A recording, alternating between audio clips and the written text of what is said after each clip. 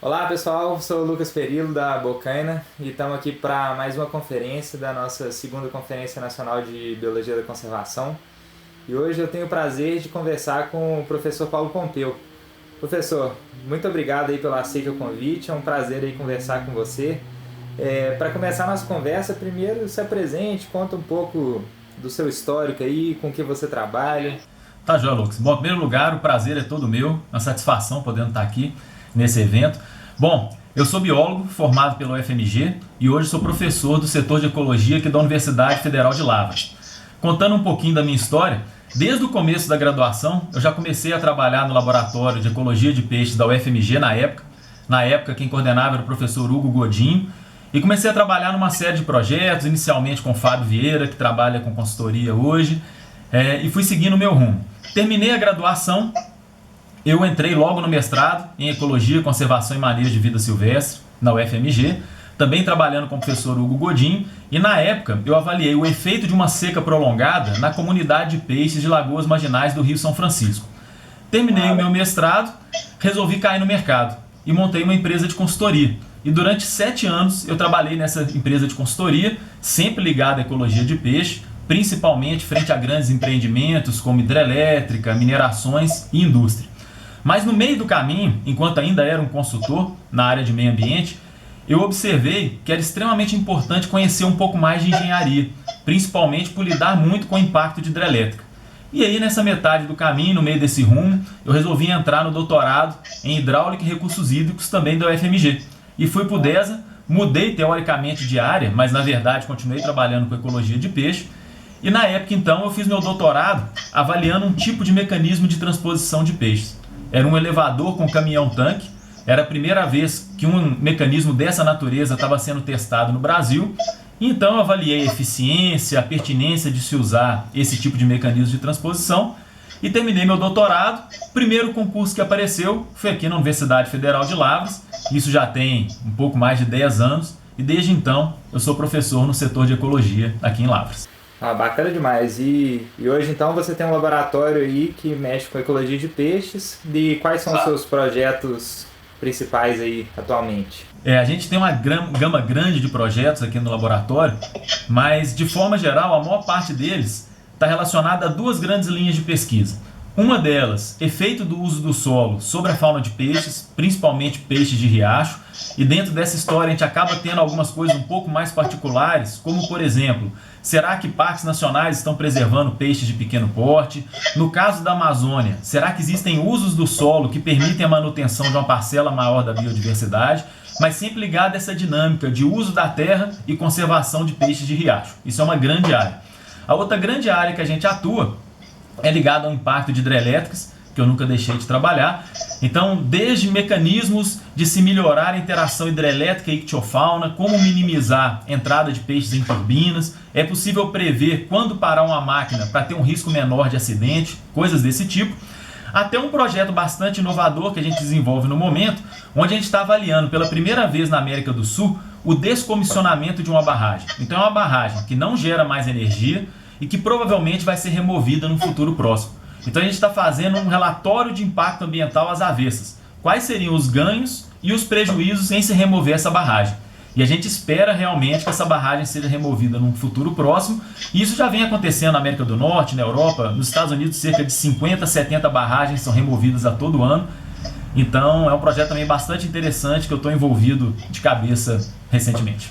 Fantástico, eu nem sabia que isso era possível no Brasil, então nunca aconteceu. Não, é a primeira vez. É a primeira vez, é considerado hoje a melhor medida mitigadora contra barramento ou melhor estratégia de conservação da fauna de peixes, é você retirar uma barragem e eventualmente você pode ter rios em que a barragem não gera quase nada atualmente e o ganho ambiental em se removendo a barragem é muito elevado. É óbvio que tem-se um problema inicial, se remove a barragem e vai ter um grande fluxo de sedimentos que acumularam no reservatório, rio abaixo, mas a experiência internacional tem mostrado que você tem um impacto grande no rio, mas 2 anos depois o rio já se recuperou num nível muito superior ao que tinha anteriormente. E os peixes começam a retomar, então tem uma série de exemplos internacionais. Eu espero poder contar essa história da remoção e dos impactos da recuperação num futuro próximo. Não, fantástico, legal demais, boa sorte aí no projeto. Então, para começar a nossa conversa, você falou aí que trabalha com ecologia de peixes e hoje a nossa energia ainda é baseada em hidrelétricas, né? Então, além dessas que já tem décadas aí funcionando, ainda existem vários empreendimentos ainda nos planos do governo aí, e a gente sabe que elas causam um impacto muito grande no leito dos rios. Você até costuma falar que para a gente notar essa diferença aí, para notar esse impacto no ambiente aquático é mais difícil, porque nós somos seres terrestres, né? Então a gente não consegue entender por completo o que está acontecendo ali debaixo do rio. E muitas vezes as pessoas ainda pensam assim, tá aumentando o volume do rio, então a probabilidade de ter mais peixes aumenta, né? Então, como convencer as pessoas mesmo de que os impactos são reais e que eles devem ser levados em conta? Na verdade, tem duas questões. A primeira, como você bem colocou, é a nossa dificuldade em visualizar esse impacto no ambiente aquático. Você chegar para qualquer pessoa e perguntar para ela se um pasto vai ter tanta biodiversidade quanto uma floresta, ou se um macaco pode viver num pasto, a pessoa vai rir. E vai dizer assim, é óbvio que tem muito menos espécies, é óbvio que o macaco não vive num pasto. A nossa dificuldade é visualizar que do mesmo jeito que o pasto ele é muito mais simplificado que uma floresta, você não tem aquele monte de extrato de vegetação, extrato herbáceo, subarbustivo e por aí vai, um rio funciona da mesma maneira. Um rio tem uma grande diversidade de profundidades, de velocidades, isso acaba gerando diversidade de substrato, e na hora que você cria um reservatório, o tipo de simplificação é absolutamente o mesmo. É tudo muito mais homogêneo, e do mesmo jeito que se tem uma grande perda de espécies transformando uma floresta num pasto, acontece o mesmo no reservatório. Só que a gente está muito menos preparado, como primata que somos, a visualizar o que está acontecendo dentro de um reservatório.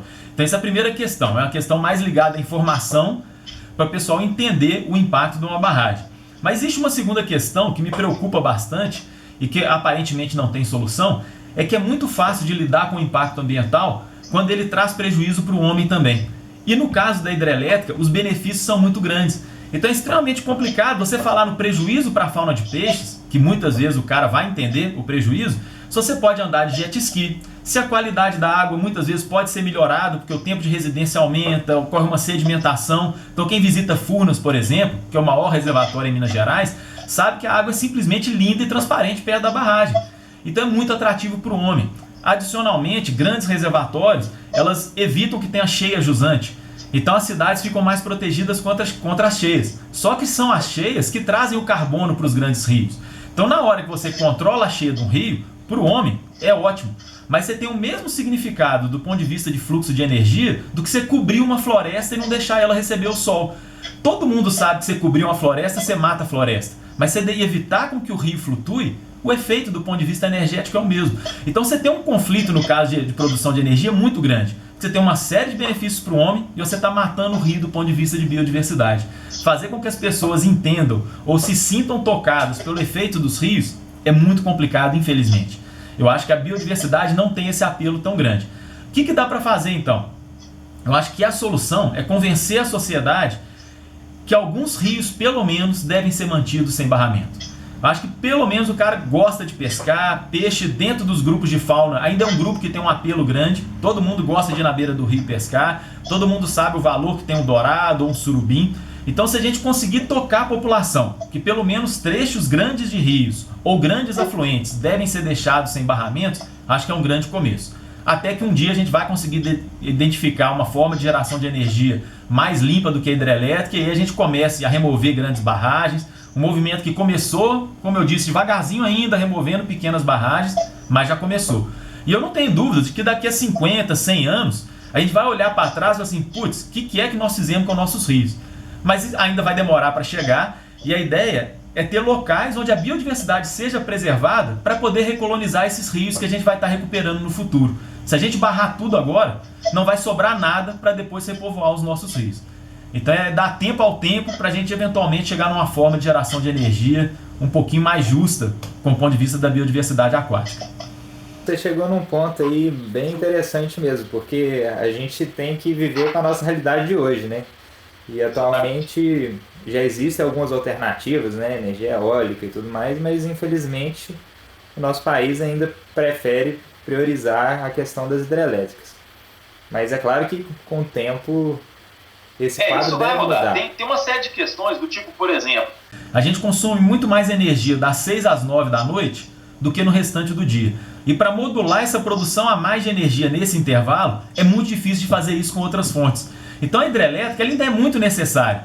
O grande problema é, será que são necessárias mais grandes barramentos? E uma questão que é mais importante ainda, barrar a Amazônia não é uma questão extremamente delicada? O trecho de rio com o maior número de espécies no planeta é o Rio Madeira. Também a gente sabe que é o Rio Madeira por causa das duas hidrelétricas que estão lá, Santo Antônio e Giral, que acabaram catalisando um grande número de estudos. Mas qual que é a nossa responsabilidade em colocar duas hidrelétricas num trecho tão rico assim? Então, é complicado, porque a gente precisa da hidrelétrica ainda, eu não tenho dúvida. Mas dá para fazer com melhor planejamento e eu acho que a saída, pelo menos em curto prazo, é manter grandes rios sem barramento. E eu também evitaria grandes hidrelétricas na Amazônia, por a gente estar lidando com um hotspot de biodiversidade que é simplesmente gigantesco. Só para dar uma ideia, é muito provável que 10% de todos os vertebrados do planeta sejam peixe de água doce na Amazônia. Então a gente está lidando com uma parcela de biodiversidade que é simplesmente gigantesca. E a gente está colocando empreendimentos com um potencial de causar extinções muito grande. E é pouco conhecido, né? Então, isso conhecido. Então a gente tem que ter um alarme ainda maior em relação aos rios amazônicos, né? Exato. Bom, legal demais. Você falou então que o importante, na verdade, é a manutenção das espécies, dos serviços ecossistêmicos aí relacionados com os rios, né? E a gente ouve falar muito em fragmentação de hábitats. Também, como são terrestres, a maior parte dos estudos também são terrestres, né? Com animais e com mata. Então é mais fácil de entender essa fragmentação. Mas também existe essa fragmentação de hábitats dentro dos leitos do rio, dos lagos? Como é que funciona isso? Na verdade, mais uma vez a gente pode voltar àquela correlação entre o pasto e a mata junto com o rio. Do mesmo jeito que o reservatório significa simplificação, quando a gente cria um reservatório no meio de um rio, a gente está fragmentando esse rio. A mesma dificuldade que um mamífero, que depende de todas as condições ecológicas da floresta, tem em atravessar o pasto, que é muito mais seco, com uma insolação muito maior, um peixe ele tem dificuldade em atravessar o reservatório. Então o reservatório ele significa um vazio de habitat para aquelas espécies que dependem da correnteza, que são as espécies do rio, e simplesmente é o mesmo processo de fragmentação. Você não somente tem um reservatório como grande fragmentador, como tem o obstáculo imposto pela barragem. E aí aparece uma medida mitigadora, que é bastante polêmica e interessante ser discutido, que são os mecanismos de transposição de peixes. Então se a gente considera a barragem como um grande potencial fragmentador, a grande questão que vem é, se a gente coloca um mecanismo de transposição, não seria um corredor ecológico, onde você está ligando duas áreas que foram fragmentadas ou interrompidas por uma barragem? A princípio sim, e isso foi desenvolvido na América do Norte e Europa com relativo sucesso, mas é relativo, na verdade o sucesso não é tão grande quanto a gente imagina que é, e hoje eles já começam a reavaliar algumas das passagens para peixes que eles construíram. Mas no nosso caso, ainda tem problemas ainda mais sérios. Primeiro problema, para que você vai colocar uma escada para peixe?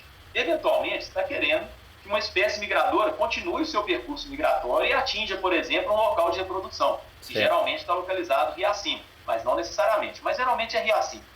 Beleza, mas ele precisa encontrar um local adequado para reprodução. Muitas vezes, a gente coloca escadas para peixe em locais onde acima da barragem tem uma outra barragem, ou onde não existe mais rio livre. Então, para que nós vamos colocar uma escada para peixe? Então não faz sentido nenhuma nessa situação.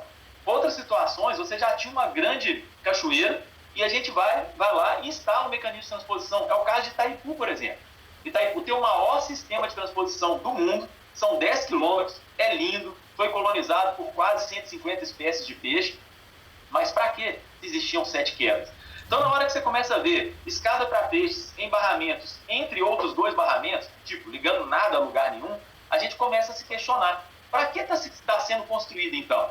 Será que não é simplesmente para passar uma mensagem à sociedade que a gente está fazendo algo pelos peixes? Existem rios que não tem nada para ser feito. O rio está morto. Ele foi transformado numa sequência de reservatórios. Então, para mim, soa como algo para a gente dormir tranquilo à noite. É simplesmente para arrefecer um pouquinho a nossa consciência, para a gente conseguir ficar tranquilo e dormir, porque na prática tudo não está funcionando para nada. Mas, eventualmente, existem barramentos onde você tem trechos de rio abaixo, trechos de rio acima, e pode valer a pena fazer essa conexão. Mas aí entra um segundo fator complicado. O peixe ele consegue eventualmente atravessar o reservatório e chegar no rio acima do reservatório. Mas a volta é muito mais difícil. E quando ele está subindo o rio, cada vez as condições estão ficando mais propícias. Ele vai chegando àquela transição do rio reservatório e vai voltando a ser um rio novamente. Na hora que o rio volta, cada vez o sistema fica mais diferente. Então o peixe simplesmente não atravessa um grande reservatório, ele volta. Então é muito comum a gente ter um acúmulo de peixe migrador na região superior do reservatório e esse peixe dificilmente atinge a barragem, então ele não consegue voltar.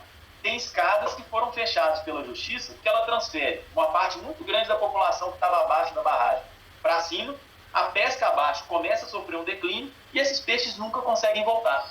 Então, assim, a questão é extremamente complexa. Tem um outro problema relacionado, por exemplo, o peixe ele reproduz nas cabeceiras do rio ou nas regiões superiores, não necessariamente cabeceiras, e esses ovos e larvas eles têm que descer o rio e atingir as planícies de inundação, que geralmente são localizadas rio abaixo. Se a barragem estiver no meio do caminho, significa que esses ovos e larvas têm que atravessar o reservatório e chegar até as planícies de inundação. E a gente sabe que se esse reservatório for um pouquinho grande, acima de 20 km de extensão, esses ovos simplesmente descem, porque a velocidade da água fica muito pequena, o reservatório começa a ficar transparente.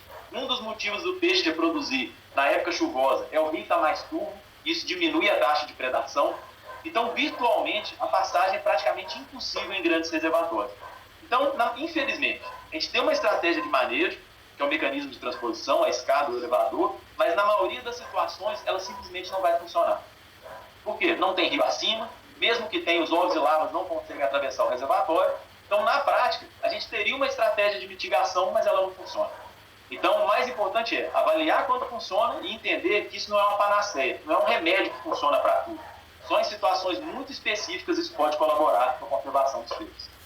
Entendi. Então, muitas vezes pode ser até uma armadilha, né? Pode ser um malefício ali. Tem um artigo clássico do Fernando Pellicis, é um pesquisador do Tocantins, em que ele mostra: você tem um grande rio abaixo, tem uma barragem, e acima dela não tem nada de bom, você tem só uma outra barragem. Se você colocar uma escada para peixe, você está tirando o peixe de um local bom e colocando num local ruim, que é esse reservatório aprisionado, onde não tem saída para esse peixe. E o peixe ele é atraído pela turbulência, então ele vai ser enganado. Ele acha que ali é uma corredeira que vai levar ele a um outro trecho de rio. E ele está caindo no reservatório. Então, nesse caso, você tem uma armadilha ecológica, que é um conceito ecológico antigo, é quando o animal é enganado. A borboleta que vai para a borda da mata, que eventualmente tem mais flor, mas lá tem uma maior taxa de predação. Então, por conta de uma alteração trópica, o bicho é levado a tomar uma decisão onde, na verdade, vai reduzir o fitness, vai reduzir a probabilidade desse bicho sobreviver e reproduzir. Entendi. E existem outras medidas mitigadoras para diminuir essa fragmentação de hábitat aí? Como é que tá? A gente está estudando algumas. Existem, por exemplo, nós estamos começando a avaliar se existe a possibilidade de flutuar o reservatório, criando lagoas marginais artificiais na região mais superior do reservatório, para fazer com que os ovos e larvas, ao invés de ter que atravessar o reservatório, vão parar nessas áreas alagadas e ali tem alguma chance de completar o ciclo de vida. Mas são coisas incipientes. Tem gente tentando estudar se tem como diminuir o nível do reservatório para aumentar a passagem de ovos e larvas, que poderia ser feito somente em reservatórios pequenos. Mas, na prática, eu acredito que somente mantendo rios sem barramentos, ou trechos de rios sem barramentos, a gente teria uma chance de manter os bichos em longo prazo. Eu acho muito difícil a gente conseguir lidar apropriadamente com grandes reservatórios. Eles vão ter que fazer parte do sistema, mas desde que tenham grandes tributários, onde nos tributários a gente consiga ter as populações autossustentáveis, eu acho que é o caminho mais seguro. É manter locais sem interferência humana que possam servir de locais para manter essa biodiversidade em longo prazo. E aí tem um detalhe interessante: isso não serve só para barramento. Vou dar um exemplo recente, que é o acidente do Rio Doce. A gente tem o Rio Santo Antônio, que é o afluente mais bem preservado hoje do Rio Doce, e ele mantém a maioria das espécies, não só migradoras do Rio Doce, quanto ameaçadas de extinção também. Esse rio está sendo ameaçado pela construção de uma série de barramentos. Esse licenciamento está parado pelo Ministério Público, mas está sendo proposto e pode ser liberado a qualquer momento. A gente só vai poder, eventualmente, recuperar a bacia do Rio Doce porque existe um afluente como o Rio Santo Antônio que ainda mantém a maior parte das espécies. Então, ter em cada bacia grandes afluentes bem preservados não é simplesmente uma questão de lidar com o impacto de barragem. É uma chance de você ter ali toda a biodiversidade preservada caso exista um grande acidente como o Rio Doce. Se a gente recupera hoje a casa do Rio Doce, a recolonização vai acontecer automaticamente, porque os bichos vão descer o Santo Antônio e vão recolonizar.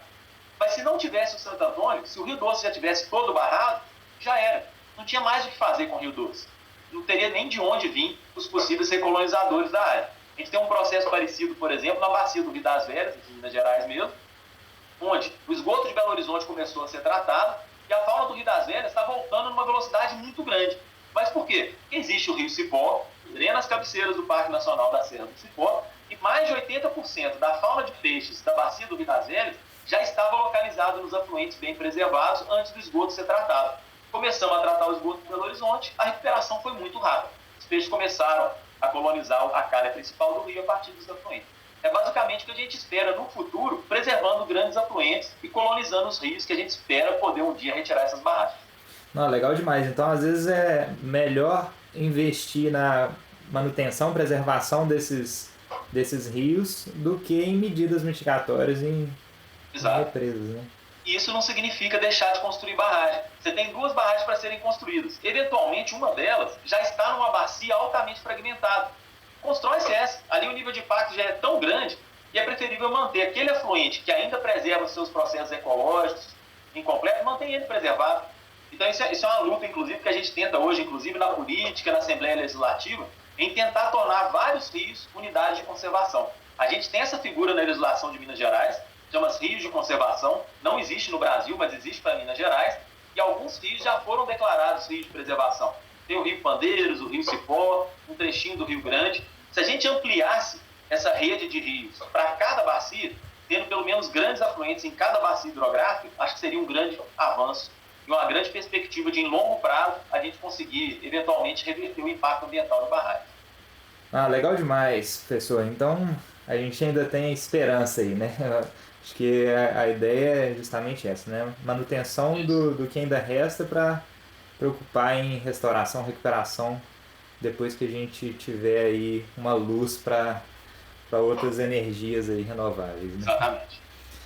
Legal. E eu acho que tem muitas pessoas aqui nos assistindo que têm interesse nesse tema, ou trabalham diretamente com isso, ou têm interesse em aprimorar. Então, eu quero te perguntar sobre os métodos. Quais são os métodos que você utiliza nos trabalhos hoje? Eles têm evoluído? Qual é o cenário aí da questão dos métodos para a coleta de dados com peixes e a fauna dos rios? Não, tá certo. Na verdade, na maior parte dos trabalhos, a gente ainda precisa dos métodos tradicionais. Infeliz ou felizmente, boa parte da biodiversidade ainda está por ser descrita. Então a coleta a gente não pode prescindir dela ainda. Tem muito bicho que a gente ainda manda para os taxonomistas e são espécies novas.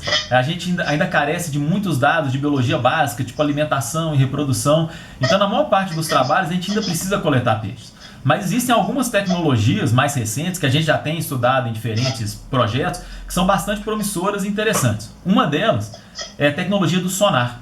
Então a gente já teve a oportunidade de trabalhar em algumas dissertações aqui no laboratório, onde a gente coloca o sonar e a gente tem uma boa estimativa de biomassa de peixe num determinado local. E isso pode ser extremamente importante, por exemplo, para avaliar qual que é o melhor momento para uma barragem dar manutenção nas turbinas, porque se você tem um acúmulo muito grande de peixes abaixo da barragem, quando eles param a máquina, a chance desses peixes entrarem na máquina e acabar tendo um episódio de mortandade é muito grande. A gente já aplicou essa metodologia, ela é possível de rastrear movimentos de peixes também, então você consegue botar o sonar virado horizontalmente no rio e detectar se o peixe está subindo ou descendo. A gente já conseguiu uma dissertação onde a gente pôde delimitar direitinho os períodos migratórios dos peixes do São Francisco entrando no rio Abaeté com esse sonar posicionado fixamente na beirada. E através dessa mesma tecnologia, a gente já conseguiu detectar um fenômeno que a gente não conhecia para o Brasil, que é de migração vertical de peixes em reservatório. De noite eles vão próximo da superfície e de dia eles vão para as profundidades maiores. E isso pode ser interessante por uma série de questões de manejo, até, por exemplo, para evitar a entrada do peixe na turbina, aí não de baixo para cima, mas de cima para baixo, que é outro problema que a gente tem. O peixe eventualmente está no reservatório, entra na turbina e a chance desse peixe passar com vida é relativamente pequena, principalmente dependendo do tipo de turbina. Então isso é uma tecnologia, o sonar. Uma outra tecnologia que já é muito aplicada para mamífero e para peixe a gente usa muito é a telemetria. Tanto a radiotelemetria quanto a telemetria acústica. A diferença entre as duas é relativamente pequena, são duas tecnologias que permitem rastrear o peixe. A grande diferença da radiotelemetria é que ela geralmente é utilizada para grandes deslocamentos de peixe. E a gente tem aprendido muito, principalmente no Alto São Francisco, tentando entender quando é que o peixe migra para montante, quando ele volta, existe um período muito certo de migração, só para dar uma ideia da importância desse tipo de trabalho. Geralmente, o período de piracema no Brasil, o piracema legal, ele é estipulado para começar em meados de novembro. E a gente tem visto que no começo de outubro o peixe já começa a migrar. Então talvez nossa legislação esteja equivocada. A gente está deixando de proteger a migração no período que ela é mais importante, que é quando o peixe sai dos locais mais baixos e vai em direção às cabeceiras. Então tem uma aplicabilidade bastante interessante em estudar a migração por telemetria. E a telemetria acústica, em longa distância, ela pode ser utilizada também, embora a rádio nesses casos é um pouco mais apropriada, mas ela tem uma vantagem que, como você coloca vários hidrofones dentro d'água e por triangulação você tem a localização do peixe, a gente tem uma precisão submétrica de onde esse peixe está. E a gente já conseguiu entender, por exemplo, que abaixo de barragens o mandi aproxima mais da turbina do que a curimba. Então, dependendo do tipo de peixe, ele tem um padrão de movimento completamente diferente. Então, são duas tecnologias, a telemetria e o sonar, que são muito apropriadas, mas para casos específicos. A gente aplica muito em grandes projetos, geralmente financiados por barramentos, porque é muito cara essa tecnologia. E existe uma terceira tecnologia que começa a ser empregada agora, a gente pretende trabalhar com ela em parceria com um colega da PUC, que é o DNA ambiental.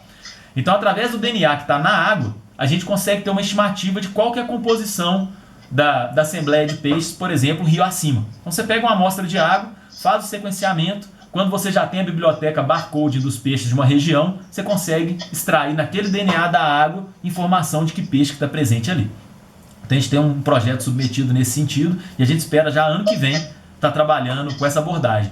E aí a gente quer conjugar o DNA ambiental com a informação do sonar, que é a informação de quantidade, para ver se eventualmente isso no futuro pode substituir a nossa amostragem tradicional.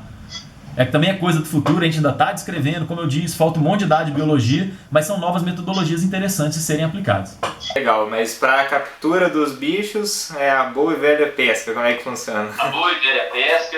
Em grandes rios, rede de emalhar, em riachos, peneira. Existe uma turma grande no Brasil que já trabalha com pesca elétrica, é uma metodologia mais recente no Brasil, que tem algumas vantagens, principalmente em eficiência, mas porque a gente tem rios com condutividade mais baixa, aqui em Minas Gerais, a gente ainda está usando a pesca experimental tradicional. É aluno de peneira junto com o professor dentro d'água tentando pegar o máximo de peixes possível. Ainda é a tecnologia mais utilizada, principalmente para estudos em riacho. E para telemetria, então vocês têm que capturar o peixe e colocar... Coloca o sensor dentro do peixe, faz uma operação, coloca a marquinha dentro do peixe. O peixe, em geral, ele demora, a gente tem alguns estudos avaliando isso, em situação controlada, ele demora 1 mês para se recuperar da cirurgia. O pós-operatório dele, para ele começar a ter um comportamento normal, é cerca de 1 mês. Então, existe uma mortalidade grande, então você tem que marcar um grande número de peixes, solta no rio. Geralmente a gente constrói estações fixas, onde é que você tem um rádio receptor com antena. Então o peixe, quando passa por ali, o sinal dele é captado e a gente tem informação do dia, o horário que o peixe passou por ali. Então você tem que distribuir uma série de rádios receptores, marcar um grande número de peixes. Eventualmente a gente faz sobrevoo com rádio receptor de avião e aí você consegue saber onde cada peixe está. Infelizmente o peixe não sobe na água para respirar, então a gente não consegue usar aquela telemetria por satélite, que muitas vezes é usado em mamíferos. Mas a gente consegue muita informação trabalhando com telemetria dessa maneira. Fantástico, eu já tive a oportunidade de acompanhar um colega num projeto desse. Eu acho que é uma maneira muito legal de aplicar ecologia mesmo. Sim, com certeza. E eu tenho certeza que várias pessoas aí têm interesse também de trabalhar com isso, eu já trabalho. Então, para quem está nos assistindo aí e tem vontade de trabalhar com peixes, qual que seria um conselho aí para essa pessoa? Bacana. Bom, se a pessoa já definiu com o que quer trabalhar, se está na graduação, eu acho que tem que procurar um laboratório de ictiologia o mais rápido para já começar a se envolver. Mesmo que eventualmente a pessoa não tenha um projeto próprio, só de estar acompanhando coletas e estar convivendo no ambiente de laboratório, eu acho que é sempre muito produtivo. Foi a forma que eu comecei e para mim foi muito importante. Eu lembro que eu ia ansioso todo dia para o laboratório, que eu sabia que independente de estar relacionado ou não ao meu projeto, eu ia aprender alguma coisa, porque no começo tudo é novo. Outra coisa que eu acho que é fundamental é a pessoa tentar um mestrado. a carga teórica que a gente tem dentro da universidade, ela serve para um monte de coisas na graduação.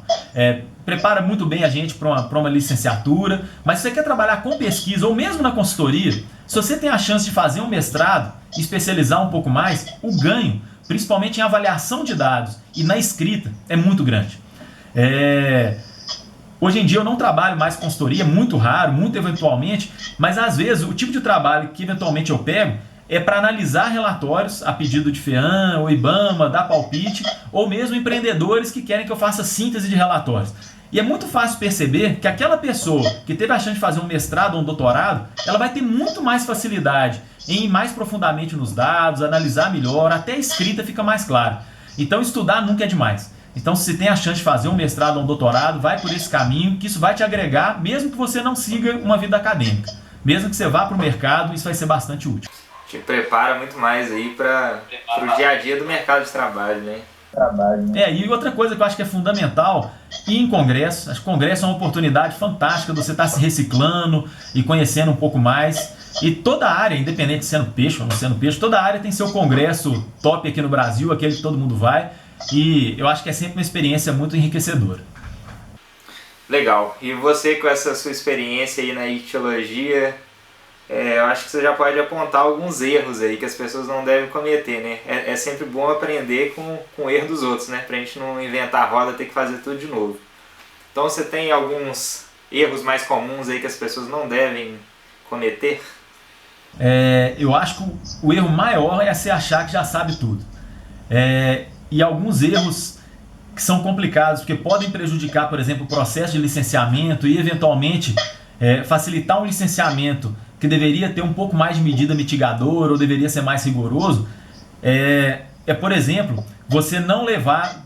É muito comum a pessoa fazer uma amostragem de peixe, identificar aqueles peixes com base nos peixes que ele já identificou. Então, por exemplo, eu já vi pessoas que trabalharam a vida inteira na bacia do São Francisco, foram estudar a fauna do Rio Doce e deram toda uma nomenclatura para aquela fauna, que são os bichos do São Francisco, não eram os bichos do Rio Doce. E a maior crítica que eu tenho aos relatórios de impacto ambiental é que a maioria deles, ele apresenta uma lista de espécies, mas as medidas mitigadoras ou os impactos ambientais que são listados têm muito pouca associação com aquela lista de espécies apresentada. Independente de ter espécie A, B, C ou D, O, E e F, o impacto ambiental e as medidas mitigadoras iam ser absolutamente as mesmas. Então existe uma dificuldade muito grande de se pegar o conhecimento sobre a biologia daquelas espécies do local e entender o que diferencia o impacto desse empreendimento baseado no que a gente tem de fauna. Isso não é uma tarefa fácil, é uma tarefa bastante difícil, mas os nossos estudos de impacto ambientais viraram corta e cola, por essa dificuldade e às vezes até preguiça de tentar escarafunchar o que se conhece da biologia e da ecologia daqueles bichos para produzir um relatório de melhor qualidade.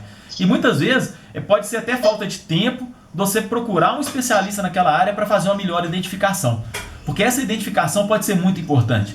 Pode ser eventualmente uma espécie que só existe ali e você identificou como uma espécie de uma outra bacia, então muito pouca importância vai ser dada àquela composição de fauna. Então para mim o erro pior de todos é esse. É você acabar não aprofundando a sua formação e já sair fazendo um determinado estudo.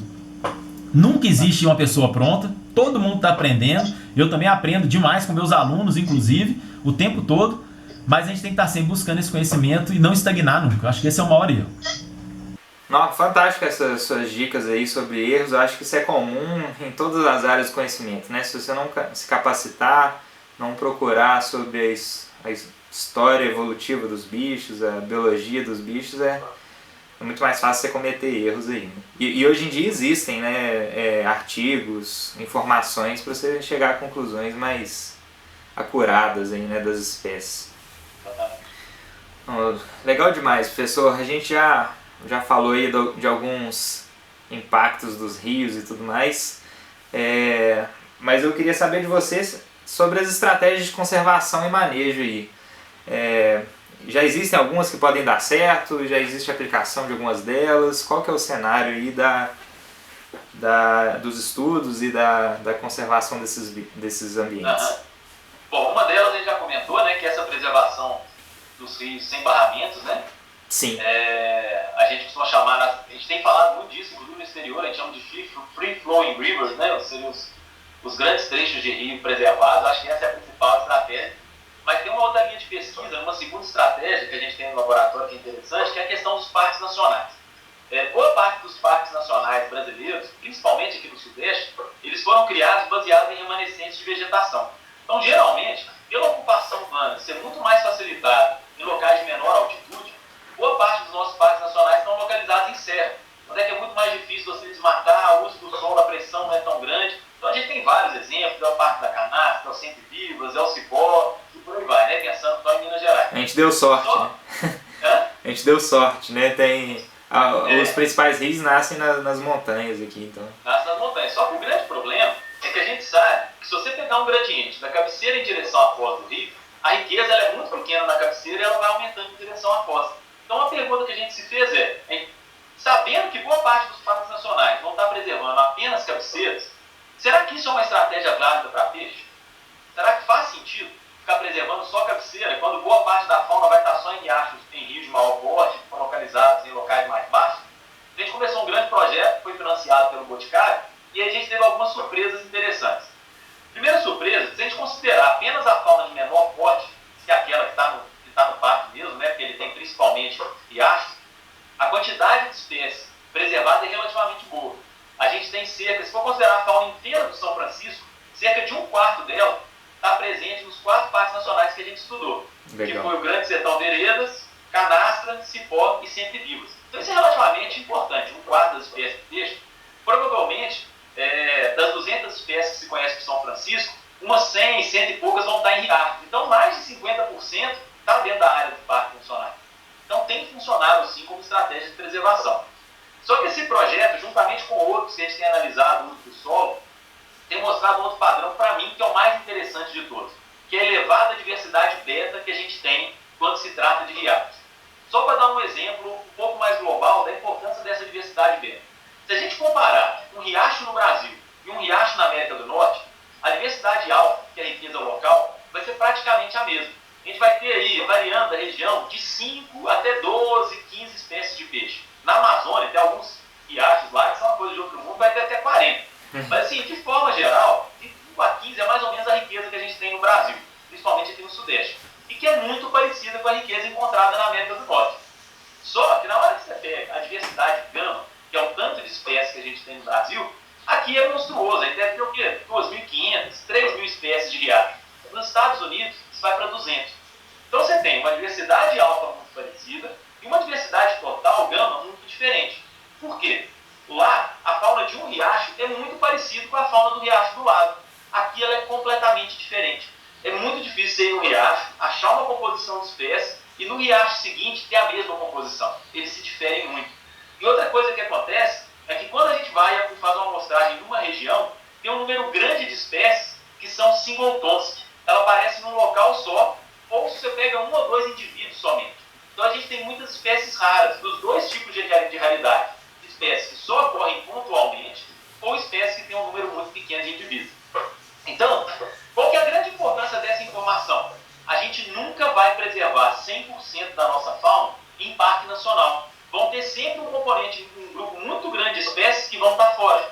Então a gente só vai preservar uma parcela grande da nossa biodiversidade com um manejo adequado de bacias.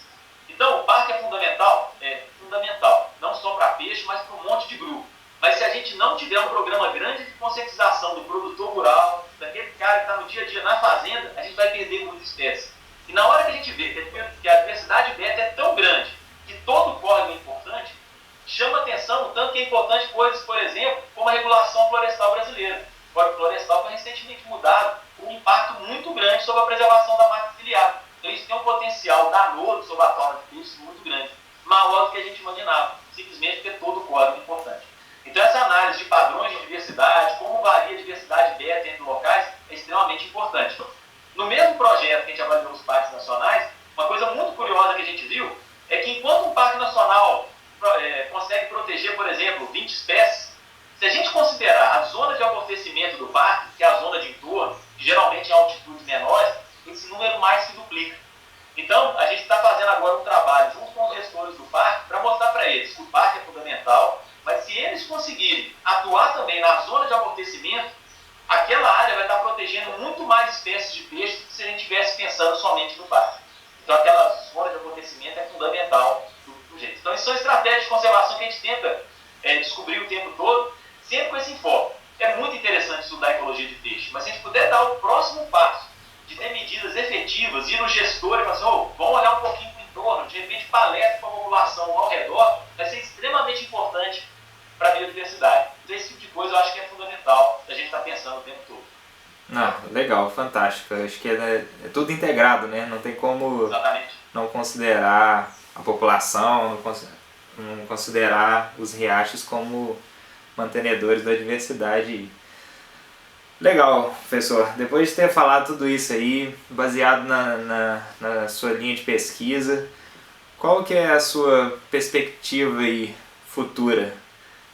Você acha que a gente tem que considerar com otimismo a questão da conservação dos ambientes aquáticos? O que você acredita aí que no futuro a gente se espera? Eu sou otimista por natureza. Eu sou até motivo de brincadeira dos meus colegas que falam que eu sou otimista demais, que tudo tá bom, nada tá ruim. Mas infelizmente tem alguns sinais que deixam a gente um pouco pessimista.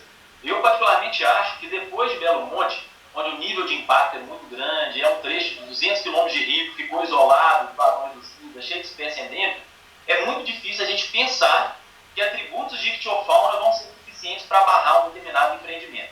Então essas coisas deixam a gente um pouco pessimista. Mas eu vejo que o pessoal anda sensibilizado para essa questão dos rios sem barramento. Dentro de algumas concessionárias hidrelétricas, a gente já começa a sentir um certo apoio em selecionar certos rios, porque o que o setor elétrico mais tem é investir muito dinheiro e depois não poder construir aquela hidrelétrica. Se existisse uma definição a priori de quais rios podem ser estudados para geração de energia e qual deles vão ser selecionados para conservação, daria um pouco mais de segurança. O problema é que aí entra uma série de histórias políticas do tipo, é o gerador de energia que paga pela campanha dos políticos, isso até mudou recentemente, agora a empresa não pode mais, não pode ser que melhore esse panorama. Então o político tinha muito receio em determinar que um rio fosse unidade de conservação, porque já tinha financiador de campanha, já tinha investido dinheiro naquela hidrelétrica a ser construída naquele rio. Mas eu ainda sou otimista. Boa parte da ictiofauna ainda está aqui, a quantidade de extinções até agora foi pequena, embora já existam algumas espécies migradoras de grande porte, que muito provavelmente vão ser perdidas, pelo menos no estado de Minas Gerais, mas eu acho que pelo menos a gente tem sensibilizado as pessoas e pode ser que a gente consiga grandes avanços. Então eu temo em ser otimista, porque também se eu não for, que mensagem que eu vou estar passando para os alunos de pós-graduação que estão chegando, eles têm que fazer o trabalho deles de alguma maneira empolgado. E se a gente não estiver empolgado, se a gente não estiver com brilho nos olhos na hora que estiver falando com o gestor, a gente não vai mudar em nada. Então, por pior que seja a situação, a gente tem que passar pelo menos a mensagem de que pode ficar pior. Então, vamos trabalhar com o que a gente tem para pelo menos preservar aquilo que é possível. Legal demais. E aí a gente entra num outro assunto aqui da nossa conversa, que é a comunicação com a população, né? Você frisou aí que isso é extremamente importante, ter como parceiros os proprietários rurais, a população como um todo. E pensando hoje que as hidrelétricas elas mantêm ainda a maior parte da energia do Brasil, você acha que a população ela está sendo informada conscientemente sobre os impactos que isso tem causado? Como que você acha que isso tem? Acho que não. A gente tenta trabalhar nesse sentido. Em geral, na universidade, a gente é muito ruim em comunicar o público fora da universidade. A gente tenta fazer, não é... Bom, é óbvio que tem uma parcela grande de culpa nessa história, mas muitas vezes não sobra nem tempo. A gente não é treinado para isso, muitas vezes, e o tempo que a gente tem disponível para fazer esse contato ele é pequeno.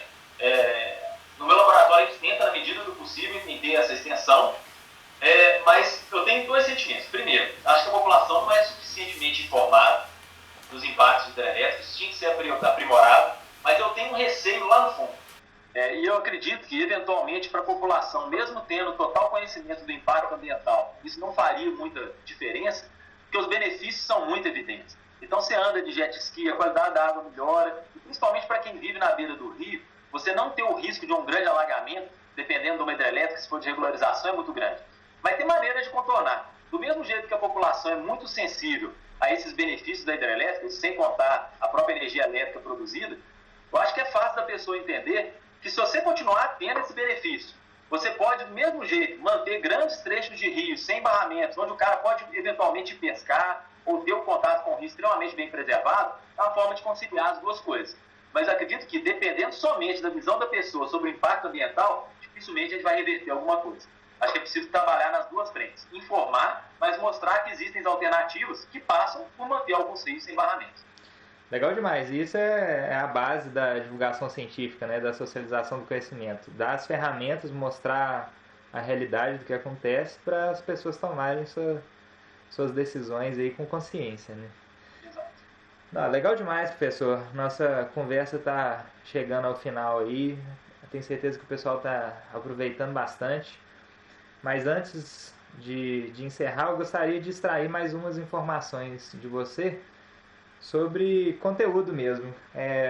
Para as pessoas que querem saber mais sobre o tema, mesmo não sendo aquelas pessoas que já trabalham com conservação, que querem trabalhar diretamente com isso, mas para os leigos que têm interesse no assunto, existe alguma sugestão aí de site, livro, algum lugar que as pessoas possam encontrar mais dessas informações? Hoje em dia, com a internet, a informação ela é abundante, né? Fácil de ser encontrada.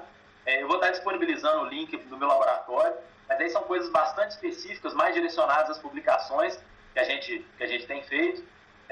Mas qualquer site do Google, se você procurar conservação e ictiofauna, vai ter muita coisa, tem muita coisa disponível na internet. Boa parte da ciência produzida no Brasil ela é publicada numa revista da Sociedade Brasileira de Ictiologia, que chama Neotropical Ichthyology. Tem muita coisa. Boa parte dos artigos estão relacionados a aspectos mais básicos, de descrição de espécie, alimentação, reprodução, mas tem muito artigo de conservação. Para quem está mais ligado à área, eu aconselho estar sempre visitando grandes jornais do tipo Biological Conservation, Conservation Biology. Vai ter sempre muita coisa relacionada ao ambiente aquático. E tem que fuçar na internet. Simplesmente com palavras-chave, do tipo conservação e peixes, vai ter muito material disponível, tem muita ONG com material interessante, mas quem é da nossa área, quem está fazendo biologia ou um determinado curso de graduação da área, eu acho que tem que aprender a ler artigo científico. Eu acho que é o principal caminho. E tem artigos científicos de síntese que eventualmente vai dar acesso a um conjunto de informações muito grandes. E aí é procurar no Google Acadêmico, para quem não está dentro de uma universidade, tem acesso a sites pagos e vai ter acesso a maior parte da informação produzida hoje. Legal, e existem vários guias também, ilustrados, né? Hoje em dia a gente encontra muita informação, né? Existe, boa parte deles está em PDF disponível na internet, então não é difícil ser encontrado, não. Tem para várias bacias, né? Para várias bacias. Professor, eu te agradeço enormemente aí pelo aceite do convite. Acho que o pessoal gostou muito da nossa conversa aí, muita informação interessante. E eu acho que a gente tem que realmente levar em consideração a conservação dos rios, que também fazem parte do ecossistema aí, né? Então eu te parabenizo pelos seus projetos, né? Sucesso aí nas suas pesquisas e espero poder contribuir aí com a divulgação dos seus resultados. Obrigado, foi um prazer participar e eu gostaria só de terminar com uma frase que nem é minha. Ela é de um professor do FMG, da Faculdade de Medicina, o professor Apolo, que fundou o projeto Manuel Júnior na época.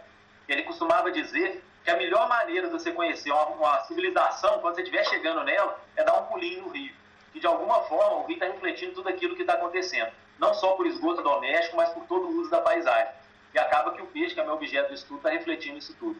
Então, na verdade, infelizmente, quando a gente olha para os nossos rios, dá uma ideia muito boa do estágio de civilização que a gente está no Brasil. A gente ainda tem um longo caminho para trilhar, mas devagarzinho nós estamos trilhando nele. Acho que vamos ser otimistas e acreditar que a gente pelo menos vai seguir por um rumo um pouco melhor. Obrigado pela oportunidade. Valeu demais. É isso aí, pessoal. Então, acompanhe aí as outras conferências. Até a próxima. Um abraço.